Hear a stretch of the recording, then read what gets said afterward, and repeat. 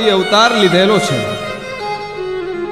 પછી આદિ આવડથી લઈને ભગવતી ઈંગળાજથી લઈને તમે ઠેઠ ખોડિયાર સુધી આવો, મઢડાવાળા આઈ સોનબાઈમાં સુધી આવો.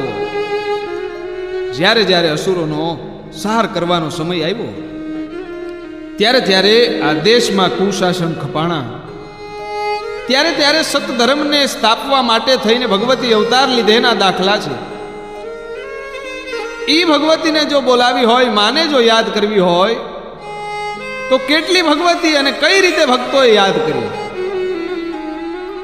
કે પાનેરાના પાડની, કતપરના બારાની, અયાવેજના ઓરડાની, ચોરાઈના વડની, રાજપરાના ડેરાની, ચુવાળવાના ચોકની, ચૌદ ચાળા કચ્છની, ગળધરાના ગુનાની, તાતણિયાના ધરાની, કોટડાના ગઢની, ગિરનારના ટૂંકની,